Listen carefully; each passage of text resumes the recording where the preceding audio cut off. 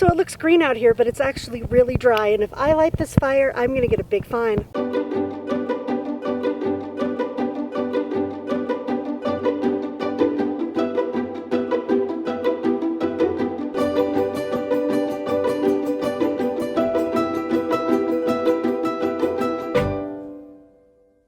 Good morning, everybody. It's Robin with Creativity RV, and I wanted to do a quick video today on some of the major fire restrictions that are hitting the national forests in the US. I actually saw a really sad news story yesterday saying that some of the national forests were totally shut down in New Mexico. I'm going to put the link for that story below, but I'm talking hiking, camping, dispersed camping, everything, because the drought and the fire danger is so high. Well, I posted that story in some of my Facebook groups, particularly work campers in the USA, because I was concerned about people that are work camping out there that might be losing their jobs. And I was surprised to see that a lot of people responded saying that there are closures everywhere. So I wanted to give you guys the information. Now, you may have seen the video I did the other day on wacky spring weather, where it rained and it hailed and it snowed. That was just over this next ridge from where I am now. And it doesn't matter. It's been so dry here that as soon as any moisture comes down, it gets sucked right up. And I've camped here 3 times. I've never seen a ranger, but on this trip, I've seen a ranger go by me every single day, and I'm not on the main dirt road. I'm like 2 dirt roads off of that. So, you know, I stopped a couple of them and chatted them up and asked them how it was going and what can be done. And here where I am, we're in a stage 1 fire restriction.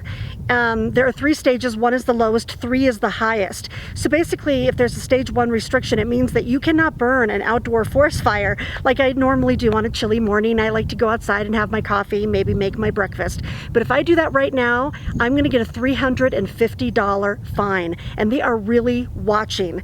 And actually, I have to say it's really dry here, so I don't disagree. When I talked to them, I found out that these rangers who have this huge territory themselves put out 1 fire every single day here, and this is not a big forest that I'm in. About half of them are caused by lightning strikes, they said, and about half is from, you know, jack wagons out there just not dousing their fires. So I asked them what we should do if we see a fire, and this surprised me too. They said call 911 because they're so busy right now, they're not in the office to answer the phone. And 911 has the direct cell phone to the ranger that's on call, and then they can get out to the spot. And they also, by the way, I didn't know this, they have spotters up in the hills up here who are looking for trails of smoke, and then they let the rangers know and they hightail it down. So if there are fire restrictions in your area and you try and skirt that, you will get a $350 fine. Now that's not great for us because we're out here camping. So I wanted to give you guys an interactive map that I found. I'm gonna cut away to that right now so I can show you what that looks like. Okay guys, so I wanted to give you a view of this link that's down below. It's gonna look like this, but then I'm gonna scroll down for you and show you the fire danger map. Look at that. In those green areas, there are no restrictions, and that's how I found out that I could go just a little bit farther away from this.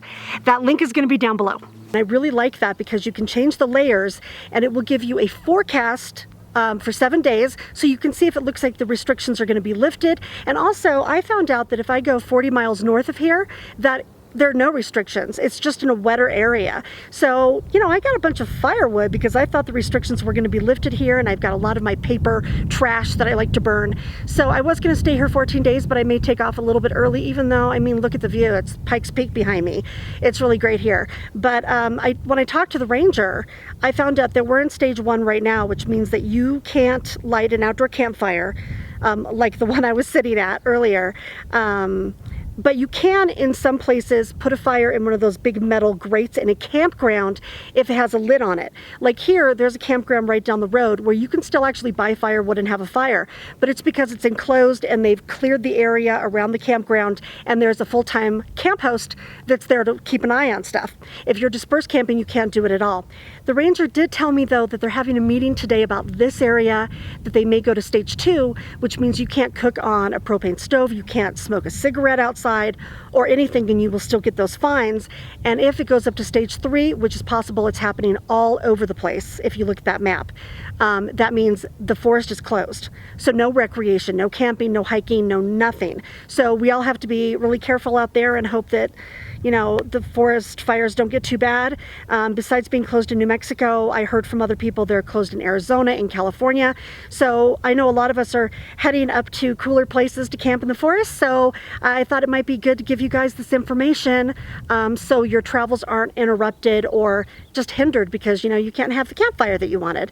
So this is Robin again with Creativity RV. If you liked this or anybody else can use it, please share it, hit the like button, and I'll be back tomorrow with the second part of my series, Be a Nomad, Change Your Life. I'm doing a budget tomorrow, so come back for that. And everybody out there, have safe travels and be free.